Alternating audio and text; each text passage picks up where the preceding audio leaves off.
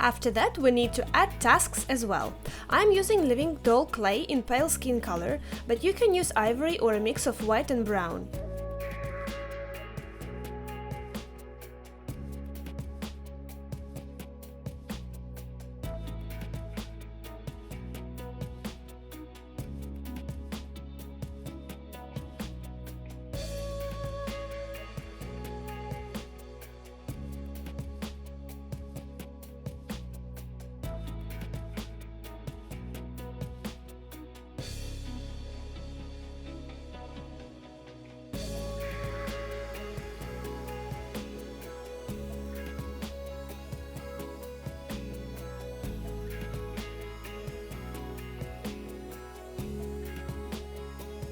One of the tusks was longer than the other, so I had to trim it.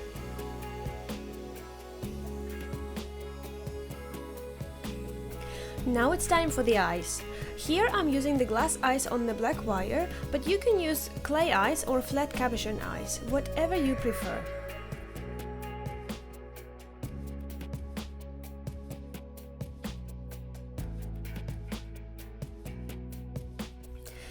And as every animal has eyelids, it's essential for our elephant to have them too. You can make them from a half-moon shaped pieces of clay. The thickness shouldn't be more than 1 millimeter.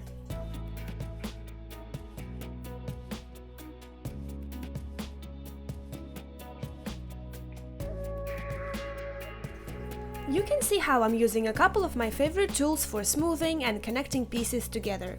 Ball tools, rubber shapers and some other sculpting tools are my favorite tools that rotate constantly in my hands.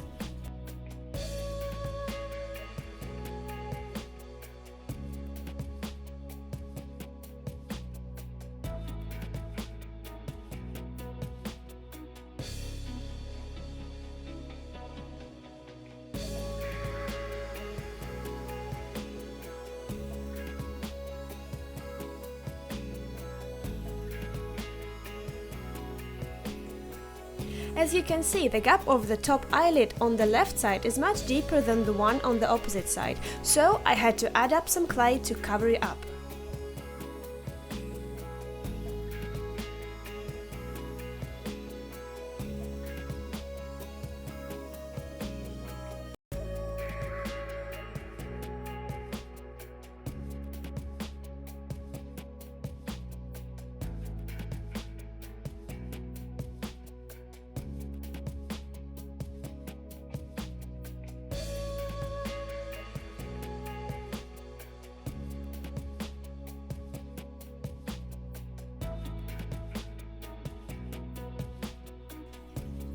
Now the head with the eyes look even and proportional. We can move on to working with smaller details. Elephant's trunk is a very flexible part of elephant's body, so it naturally has a lot of creases, folds and lines, as well as deep and rough elephant skin texture. We should take all of that into account.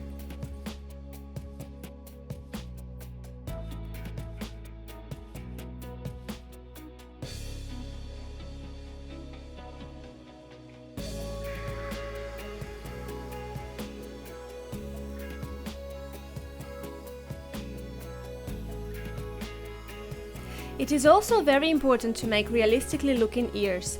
You need to add up some skin texture, more folds and creases, some movement and flow by using something like a larger ball tool, some other sculpting tools and a sponge.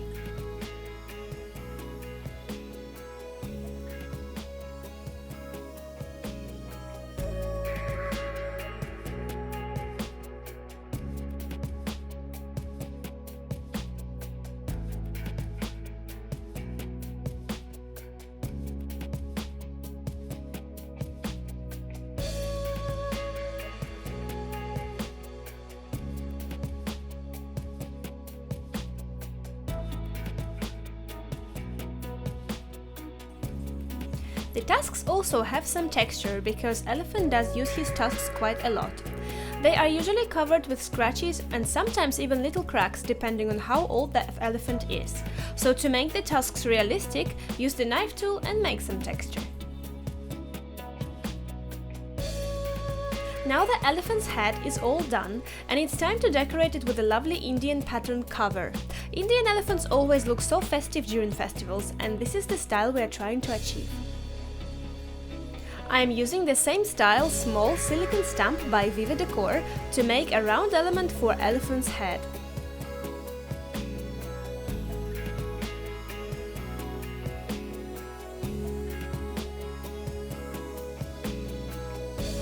Once it's placed onto the head, you will need to decorate it with more stars, lines, dots to make it look even more beautiful.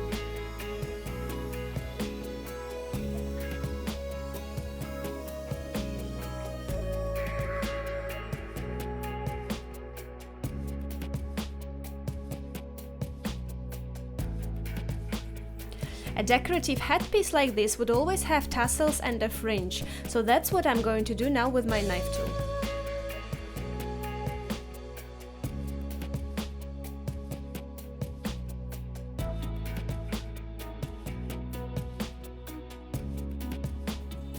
I also want to make sure that every little dot on this pattern has been deepened with the fine ball tool. Later on, I will use these little holes to place golden microbeads in them. The easiest way to do it is by using tweezers. Each microbead needs to be pushed deeper in the clay to make sure it doesn't fall out after baking.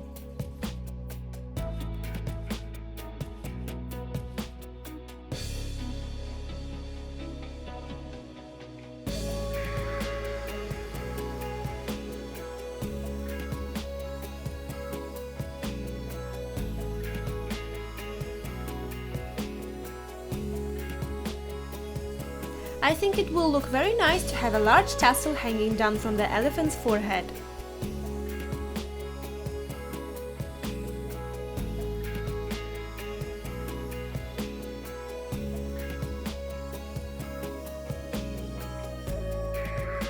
Draw a lot of threads with your knife tool to make a rich thready texture.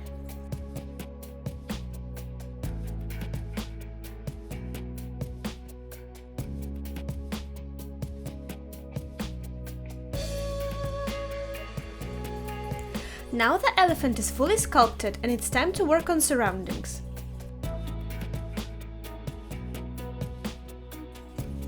I can see my elephant walking through the mighty willows, and so I will sculpt some willow branches that wave around in the wind. You can decorate your elephant surroundings in any way you like.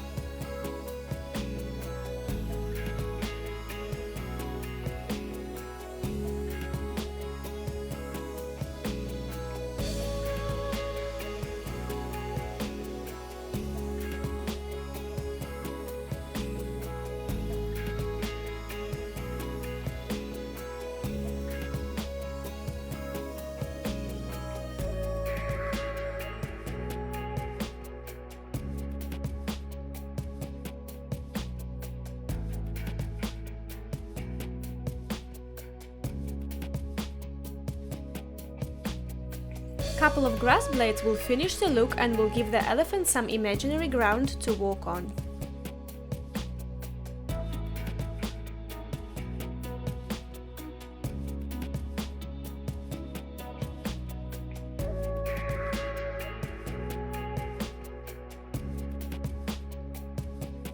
And if you haven't had enough of texturizing, you can fill in any unfinished or empty parts of the background with some hand-drawn or hand-dotted swirly patterns.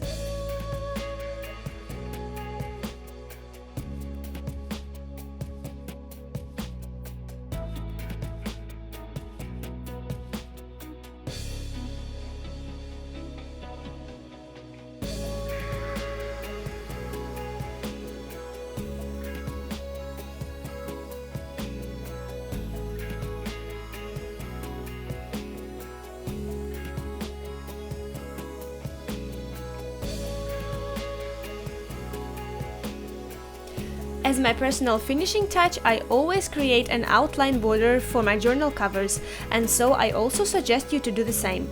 In the end of the day, every artwork has to have a frame.